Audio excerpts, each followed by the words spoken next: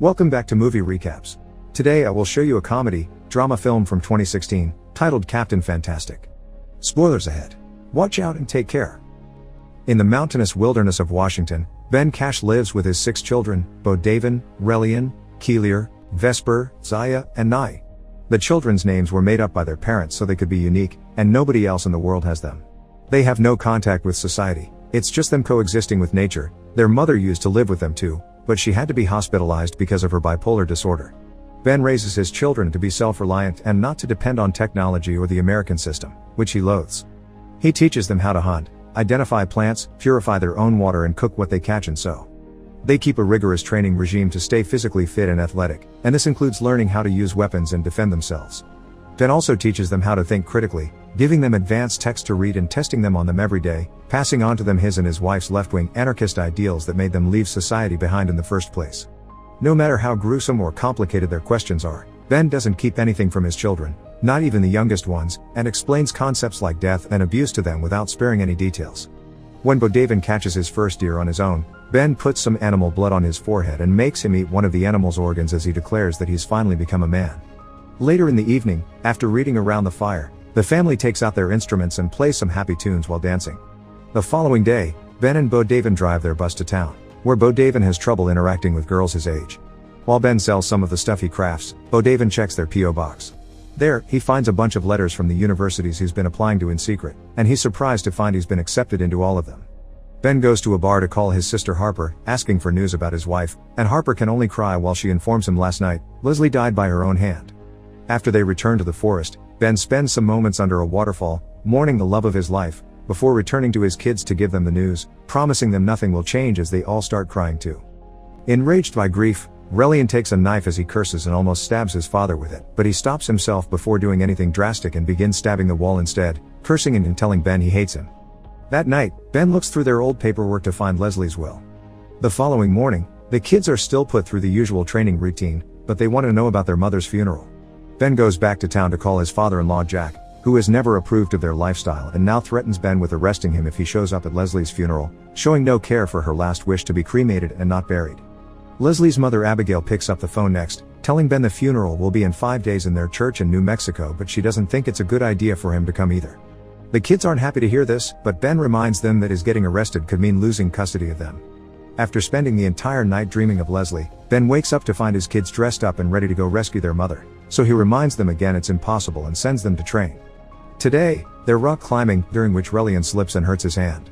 Instead of helping him or comforting him though, Ben guides him to withstand the pain and keep going, reminding him there will be times he'll have nobody to help and he needs to know how to survive on those occasions.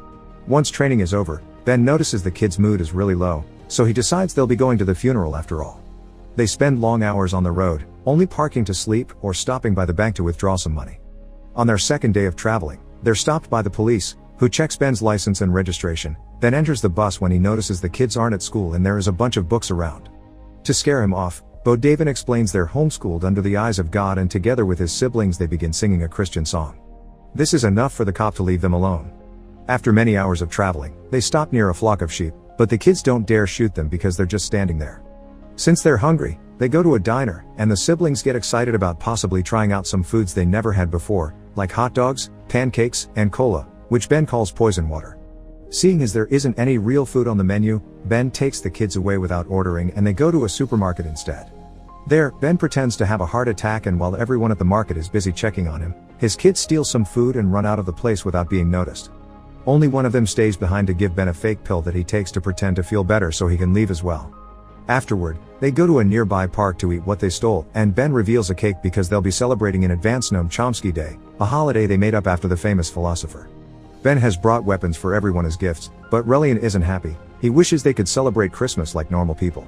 His father asks him to present a case and make a good argument, but Relian isn't in the mood for it and just returns to the bus. Their traveling eventually takes them to Ben's sister's house. Harper lives with her husband Dave and their sons Justin and Jackson, who make fun of the siblings for not knowing famous brands. Things get awkward over dinner because Ben doesn't hold back when it comes to sensitive topics and explains everything in detail, which Harper and Dave don't want their kids to listen to. They go outside and argue about it, so Ben apologizes for not respecting the way things are done in her home. Then the kids come out too because they'll be sleeping in the garden, ignoring the fact Harper prepared the rec room for them. The following morning, Harper and Dave confront Ben and tell him the kids need to go to school and learn about the real world, to which Ben responds by calling her boys and Zaya over. Harper's sons can't answer what the Bill of Rights is, but Zaya can, proving the education they're getting from him is just fine. Shortly after, they go back to the road, and after a bunch of hours traveling, this time they take a break at a motorhome camping site. There, Bo David meets a girl his age called Claire, who thinks he's a little weird but enjoys talking to him anyway. Bo David tells him they're from Paris, that his dad is writing a book, and his mom works on some classified stuff for the government, but he fails to understand many cultural references she makes. They still end up making out, which blows Bo David's mind, and when Claire's mother finds them, he gets on his knees and asks for Claire's hand in marriage after giving a touching speech about how she opened his mind and his horizons. The two women laugh, thinking he's joking, and return to their own van. The next day, Bo David won't stop looking at her through the window while they leave. After such a long trip, they finally make it to New Mexico, so they park the bus on the church's parking lot and sleep there for the night, where Ben dreams of Leslie again.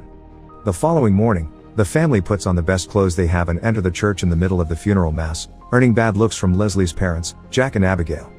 When the priest reaches the part of his speech where he names Leslie's husband and kids, Ben takes the chance to interrupt him and give a speech of his own. He tells everyone that Leslie was Buddhist and hated organized religion, so she would be hating this farewell, and that on her will, she asked to be cremated while her loved ones celebrate life with song and dance, then her ashes should be thrown down the toilet. Jack can't stand this, so he calls security to drag Ben out, and the kids leave with him.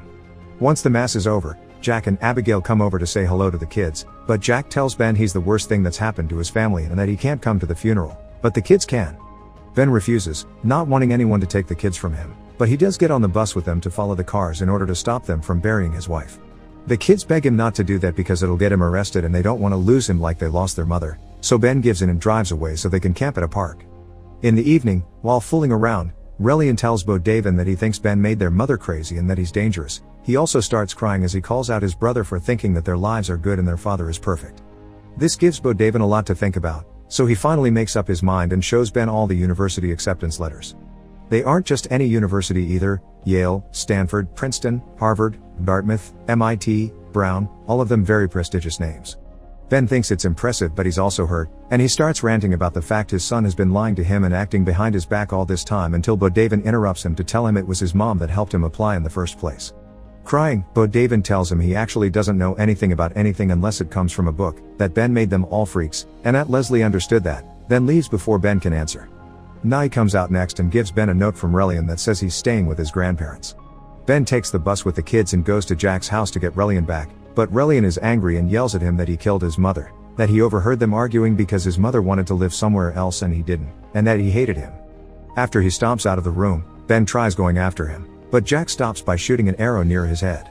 He starts pointing out all the things he considers weird or dangerous about Relian's state. He doesn't go to school, he was gifted a weapon on a made-up holiday, he stole food from a market, and he badly hurt his hand, not to mention the bruises in his body. Jack considers this child abuse and tells Ben they'll soon be fighting him in court over the custody of the children, but for now, Relian stays there. Since Ben doesn't want to leave without his son, Jack calls the police, so Ben rushes out of the house before he gets caught. He still doesn't give up though. Hidden in the bushes, Ben and the children wait for the cops to leave, then he sends Vesper to climb on the roofs to rescue her brother through a window. Before she makes it there though, one of the roof tiles breaks and she falls down, first on a car and then on the ground. Vesper is rushed to the hospital, and after running some tests, the doctor tells Ben that she has a concussion but thankfully no brain damage, just a broken leg. He points out however that if she had hit her spine a few millimeters lower, she could have died or gotten paralysis. While Vesper recovers, the family stays at Jack's house, and Ben watches how his kids actually have a good time with their grandfather. Abigail takes the opportunity to give him some letters Leslie wrote before Ben asked her parents to get her treatment. They tell her mother that she doesn't need to pick her up anymore, because she and Ben had created the perfect place to live in, that her children would be philosopher kings, and that all this made her very happy, so she wants to get better there with them. Realizing he's made a mistake, Ben tells the children that from now on, they'll live with their grandparents.